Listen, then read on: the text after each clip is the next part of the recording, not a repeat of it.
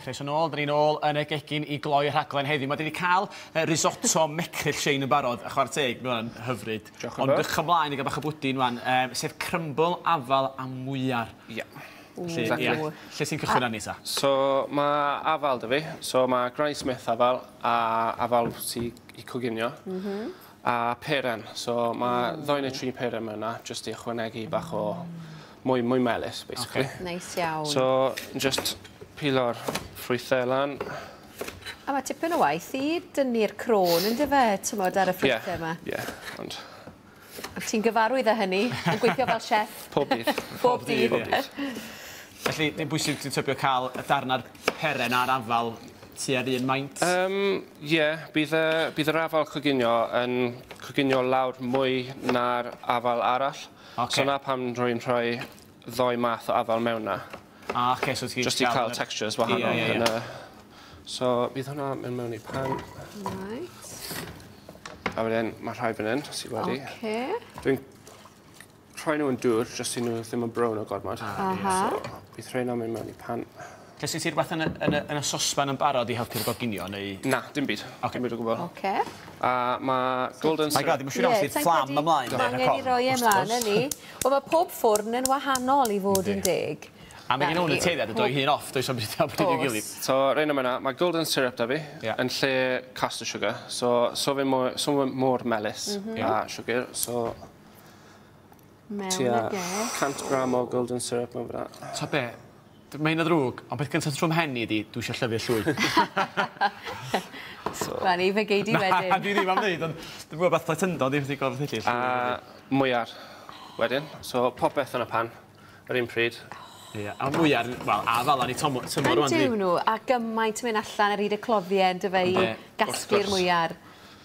Right, so am faint wneud hwnna nawr goginio, Shein? Medium heat tua 40-45 minutes. Tipyn o amser. Coginio lawr. Obviously, dim 45 minutes da fi heddiw. Ond byddwch chi... Gorffen efo. Gorffen gyda hwnna. So, compot bach. So fe'n rhy melys. Mae bach o sir o'r afal mewn a'r Mwyar. Felly ti'n gorau prosesu hwnna gwbl, jyst fel mae o'n diweddu ar ôl I goginio lawr? Ie. So, byddai'n rhoi rhain yn y dishes. A mae lliw hyfryd iddo fe. Ta, byddai'n naturiol fatha lliw annaturiol goch sy'n allu fel mor... Ydy, mae'n reit llachar. Ydy, ie. O, mae'n edrych yn neis. A fi'n licio'r potiau bach na. Individuals dyn nhw'n so gallwch chi rhoi mewn tray mowr, ond mae'n edrych yn well fa hyn. A i'r crymbl, mae da fi pistachio nuts fan hyn, jyst I torri lan gyda gyllell. A digestive biscuits. So, sa'n neud crymbl unan, achos dwi'n lazy. A days off fi. Wel, mae'n greit os ti'n teimlo os ti'n llawer o amser gen ti falle ar ôl gwaith yn y nos, yn dyfe? Ie, wrth gwrs. Mae'n neis, mae'n cael opsiwn o wneud o'n gyflym, neu yr un hirwyntog sy'n fwy traddodiadol allan. So, basically, just crymbl lan. Pa mor fan ti'n gorau mynd fan hyn o'n? Sdim eisiau mynd man iawn. Just... eisiau wahanol textures to.